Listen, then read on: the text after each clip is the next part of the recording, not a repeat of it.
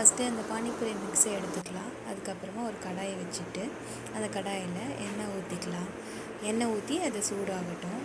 அதுக்கப்புறமா இப்போ நம்ம அதில் இருக்க அந்த பேக்கெட்ஸ் எடுத்து ஓப்பன் பண்ணிக்கலாம். ஃபஸ்ட்டு பார்த்திங்கன்னா நம்மளுக்கு அந்த க்ரீன் கலர் சட்னி கொடுத்துருக்காங்க.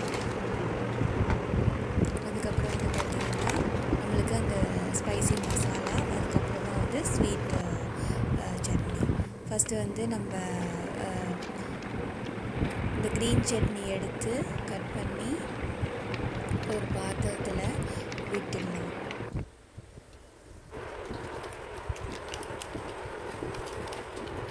அதில் உங்களுக்கு எவ்வளோ தண்ணி தேவையோ அதுக்கேற்ற மாதிரி நீங்கள் அதில் தண்ணி ஊற்றி ஆட் பண்ணிக்கோங்க. உங்களுக்கு ஸ்பைசினஸ் எவ்வளோ வேணுமோ அதுக்கு தேவையான தண்ணி ஊற்றி ஆட் பண்ணிக்கோங்க.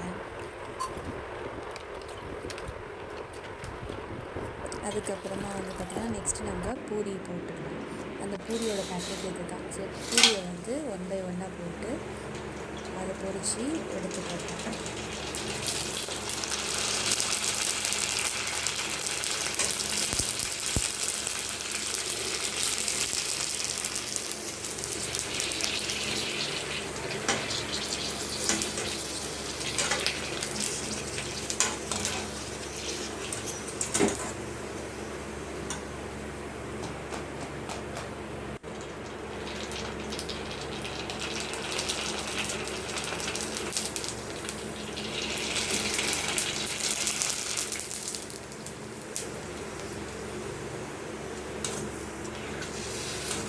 இப்போ பூரியை நம்ம எடுத்து வச்சாச்சு. அடுத்தது பார்த்திங்கன்னா நம்ம பொட்டேட்டோவை ஃபஸ்ட்டு அவிச்சு தனியாக எடுத்து வச்சுருங்க. அதே மாதிரி ஆனியனும் நீங்கள் கட் பண்ணி தனியாக எடுத்து வச்சுக்கோங்க.